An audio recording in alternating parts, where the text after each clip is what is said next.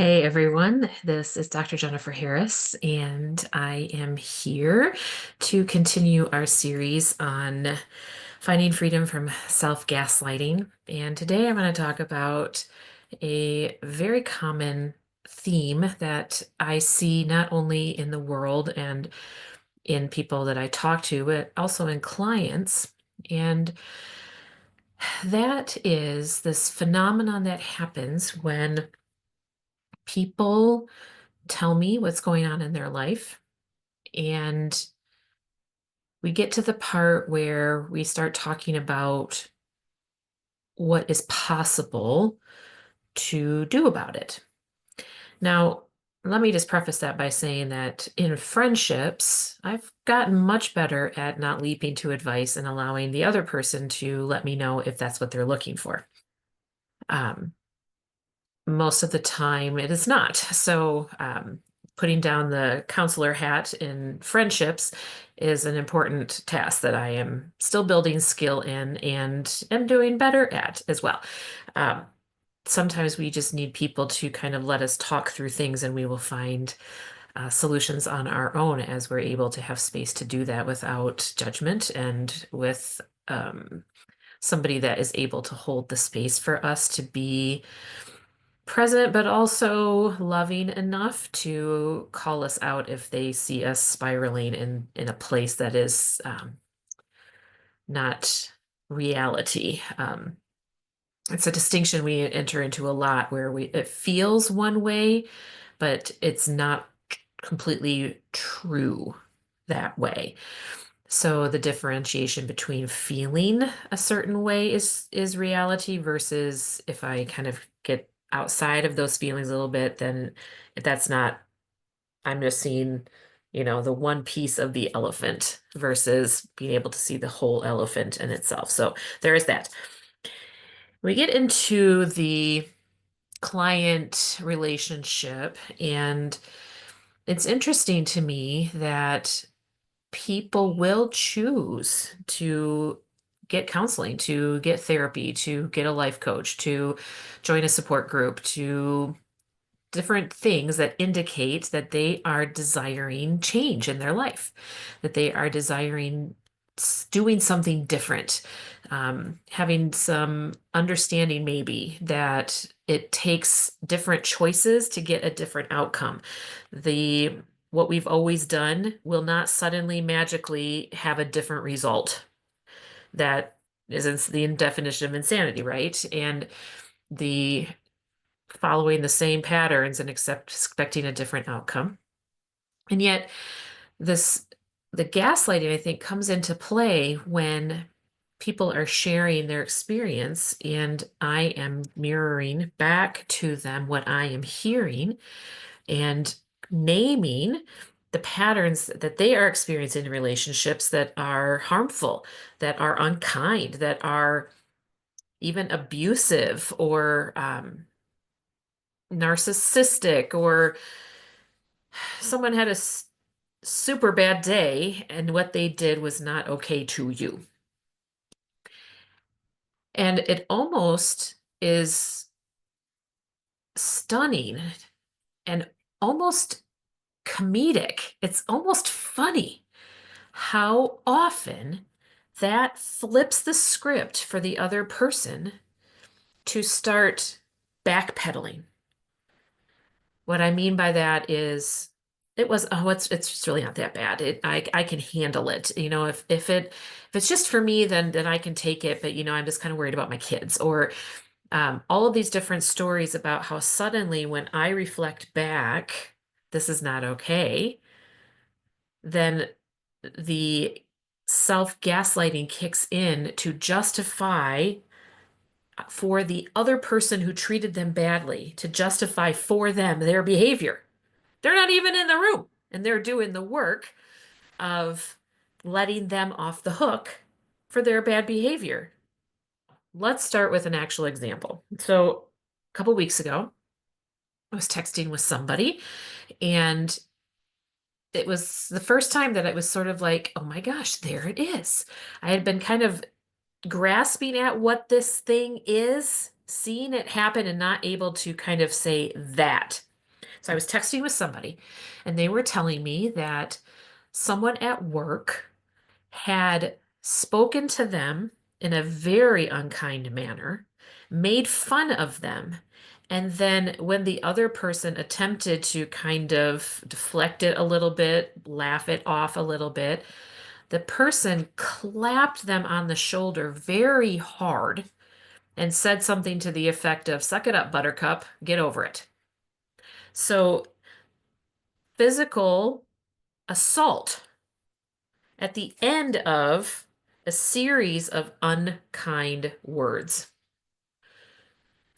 And when I said back to this person, did they have your permission to put their hands on your body? And they're like, no. I said, that's assault. And instantly, text after text after text after text start coming in about how they must be overreacting. I'm sure I'm overreacting. I'm sure I'm reading too much into this. I'm sure that's not what happened. It was me naming the fact that somebody does not have the right to treat you that way, including to put hands on your body without your permission. And it was like it just encapsulated in this moment that how many times I mirror back what I'm hearing in people's stories with words that they may not expect.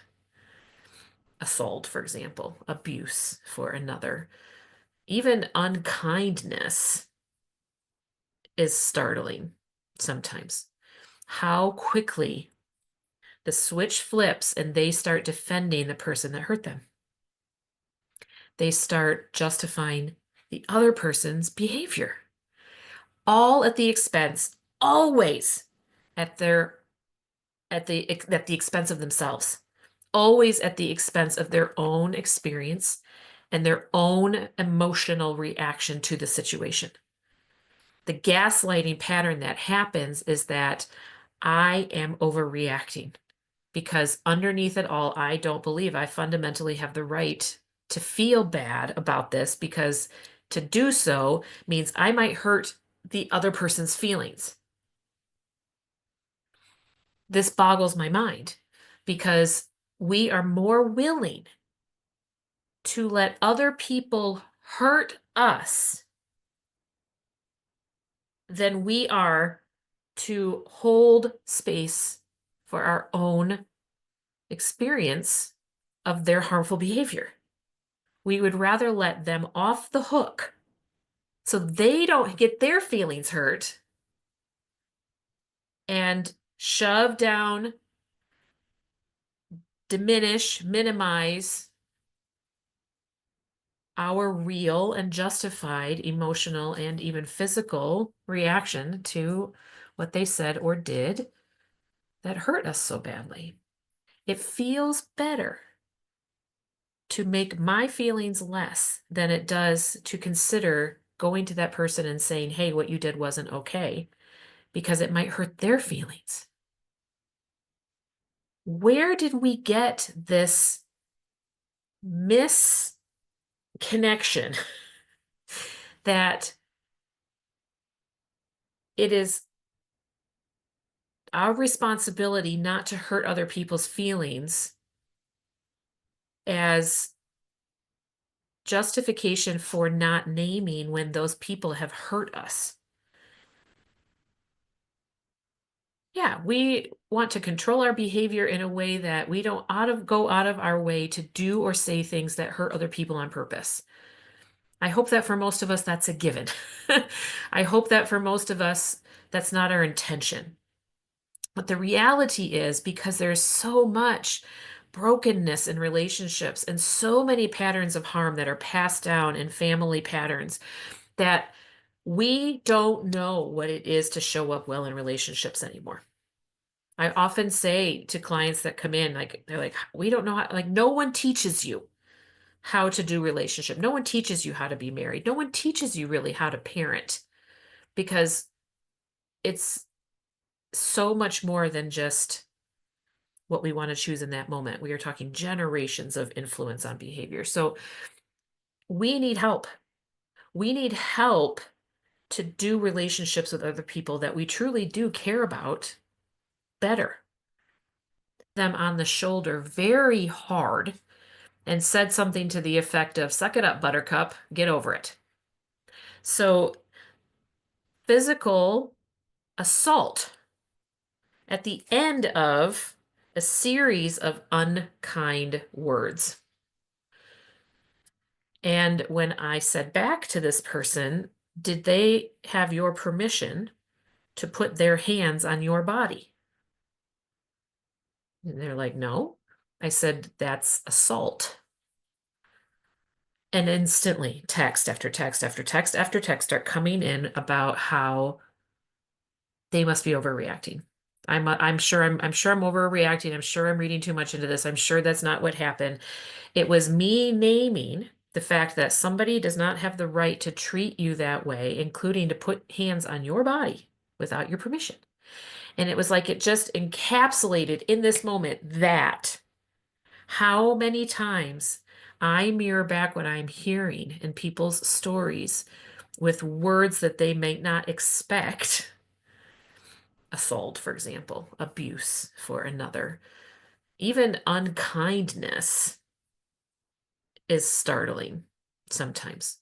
How quickly the switch flips and they start defending the person that hurt them. They start justifying the other person's behavior, all at the expense, always at their at the expense of themselves, always at the expense of their own experience and their own emotional reaction to the situation. The gaslighting pattern that happens is that I am overreacting because underneath it all, I don't believe I fundamentally have the right to feel bad about this because to do so means I might hurt the other person's feelings. This boggles my mind because we are more willing to let other people hurt us than we are to hold space for our own experience of their harmful behavior. We would rather let them off the hook so they don't get their feelings hurt and shove down, diminish, minimize our real and justified emotional and even physical reaction to what they said or did that hurt us so badly. It feels better to make my feelings less than it does to consider going to that person and saying, "Hey, what you did wasn't okay," because it might hurt their feelings. Where did we get this misconnection that it is our responsibility not to hurt other people's feelings as justification for not naming when those people have hurt us? Yeah, we want to control our behavior in a way that we don't go out of our way to do or say things that hurt other people on purpose. I hope that for most of us, that's a given. I hope that for most of us, that's not our intention. But the reality is, because there's so much brokenness in relationships and so many patterns of harm that are passed down in family patterns, that we don't know what it is to show up well in relationships anymore. I often say to clients that come in, like, they're like, "We don't know how," like, no one teaches you how to do relationship. No one teaches you how to be married. No one teaches you really how to parent because it's so much more than just what we want to choose in that moment. We are talking generations of influence on behavior. So we need help. We need help to do relationships with other people that we truly do care about better. Bring mental health into the equation. There are some of us that are dealing with certain level on the spectrum of mental health that are a little bit easier to see changes in. There are some people that are dealing on the mental health spectrum with personality disorders or diagnoses that are major challenges. The space to name how someone's hurt or harmful behavior towards us does not get taken away because that other person is going through a hard time. That person has a diagnosis. That person has a mental health crisis. That person's having a rough time at home. Well, guess what? All of us, in some form or other, are having a hard time. The question is, when did we let ourselves off the hook of standing up for ourselves and how we allow other people to treat us? Isn't that the definition of what setting boundaries is? If we go back to the OG of boundaries, Dr. Henry Cloud, who published that book on boundaries, like what, in 1984 or something? I mean, it's been around for so long. And I remember when that came out, it was like, because it was so foreign to look at boundaries in general, but also to look at boundaries in the perspective of this is not about keeping people out. Boundaries are about me teaching you how you're allowed to treat me. It's about me teaching you how I give and receive love. It's like teaching you my five languages, love languages on steroids. I set a boundary like, no, this is not me. It's also the ability to say, this is me. This is my dance space.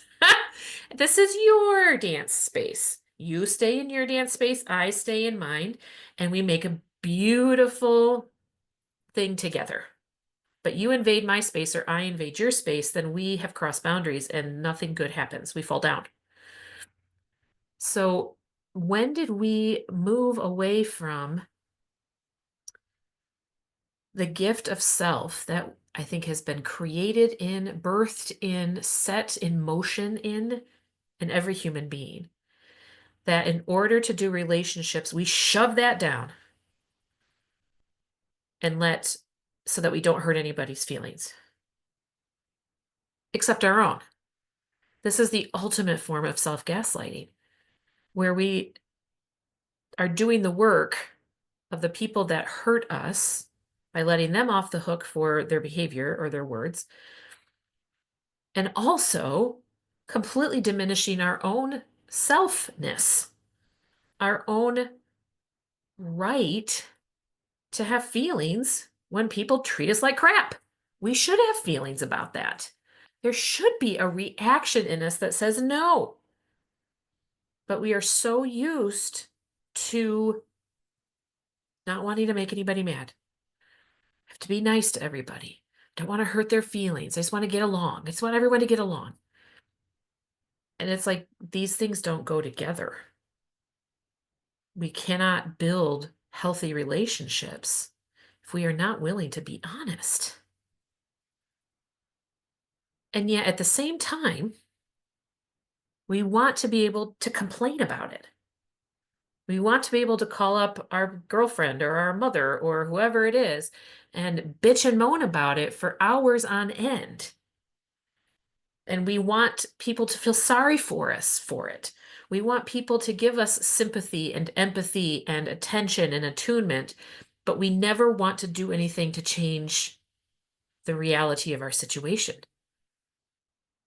So the wife, for example, who calls her friend on the regular because her husband is having an affair, but she's not willing to call him on it. She's not willing to out him on it. She's not willing to whatever it is. She's willing to go along and play the game, but she wants her friend to be there and help her justify herself in her decision to sit in the muck of his behavior and not decide to get up and go take a shower. We keep asking each other to join us sitting in the mud and say, it's not so bad. It's not so bad. Because there's something that is so much worse about getting up and taking a shower, getting up and doing something different. What is that thing? Fear? I think. I think that there is a real fear of the unknown, of what it means if I reveal this truth. I will have to figure out how to do life differently. Well, isn't that the whole damn point? Do you want to keep living like this? Do you want to keep living in a reality where your relationships are built on fantasies, on lies and deception and manipulation and abuse and unkindness and all of the things? At what point do we have enough? Now, sometimes people come into my office and I might be the very first person that has ever listened to their story with any kind of understanding or empathy. That's interesting. And sometimes that's enough. Sometimes it's all they're looking for. Okay, be clear with me about that. If you're just looking for an ear and you don't want any type of counseling, meaning advice towards change, great. Tell me that up front. I will listen. Finding understanding is the first step. Feeling validated in how you feel, that is the first step. But there is a choice beyond that. If we want our lives to be built of relationships that are places that nurture healthy growth, healthy connection, they cannot be built on dishonesty. They cannot be all about smoke and mirrors. They cannot be built on one person constantly being the one required to bury their needs and their emotions because of the other person's behavior. So, what is that fear, that block? It's like, here's me. Here's the life I know is possible, that there's a way to do relationships out here. And then there's something in between. Like, I'm here, but I can't see it. Is it fear? Yeah. Whatever it is, it's the story that you are believing and your emotions are supporting, that you are not allowed to have your own feelings, that you don't have a right to be hurt by this behavior. I'm sorry, but when someone treats you like crap, you have a right to be hurt by it. You have a right to be angry by it. You have a right to speak about that. But we have gaslighted ourselves so much into submission that it's just like another day. It's so normal. Why does that feel more comfortable? I'm going to be thinking about that because there are a lot of stories about what that could look like. I have a suspicion, but I'm going to think on it. And maybe that'll be the subject of our next video here. But here are some questions I just want to leave you with. Do you have someone in your life, or maybe more than one someone, that continually hurts you? That might be with words, might be with behavior, it might be with hands or fists or objects. And that person is not someone that you are able to say to them, no more. Do you find yourself unable to choose to stand up and say, ouch?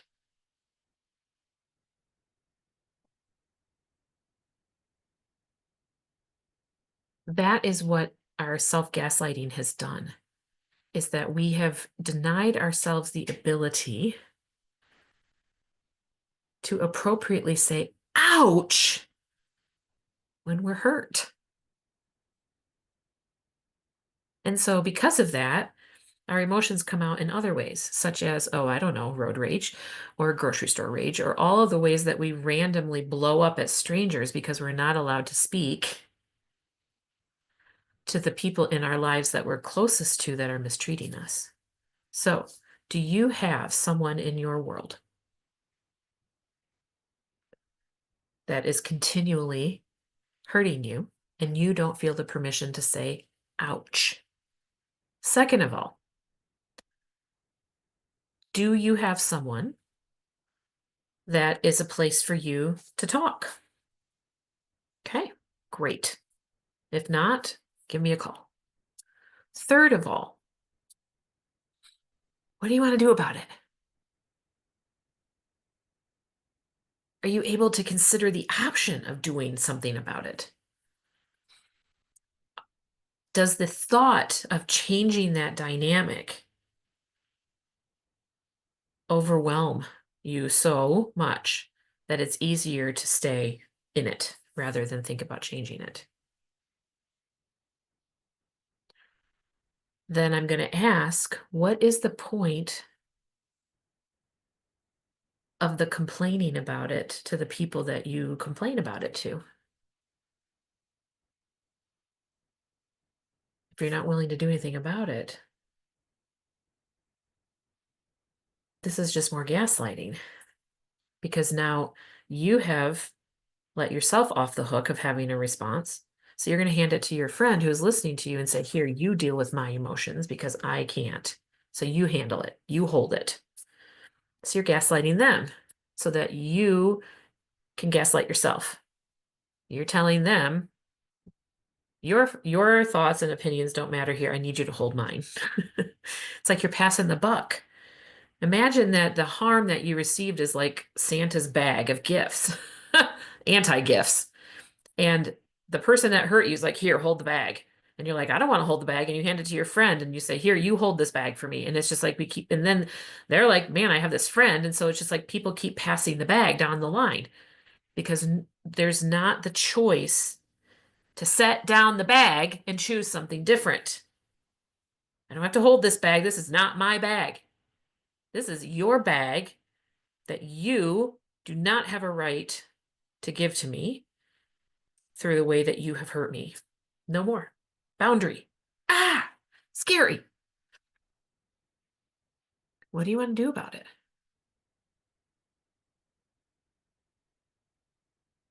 Change is hard. There is no doubt about it.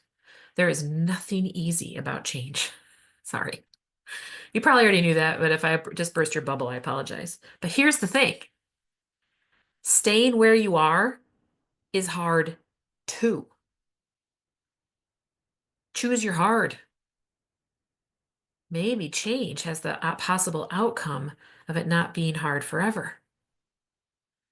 Staying the same in this diminishment, this self-gaslighting, oh, it's not that bad, that guarantees hard forever.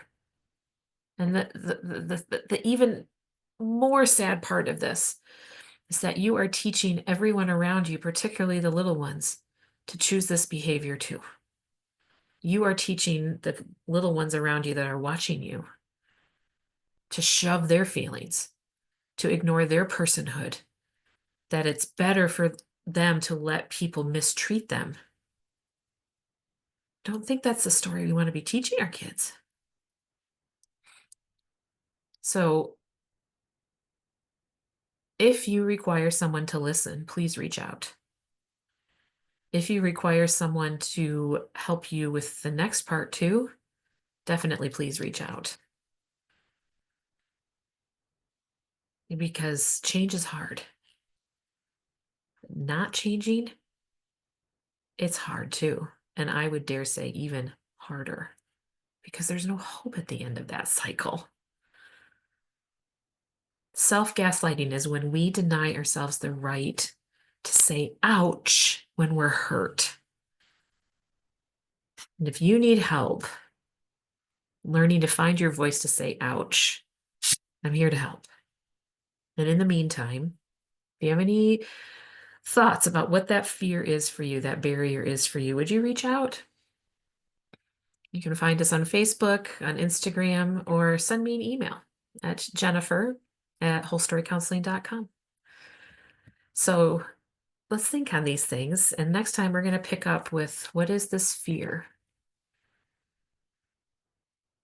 And let's see where the discussion takes us. See you next time. Bye bye. Finding understanding is the first step.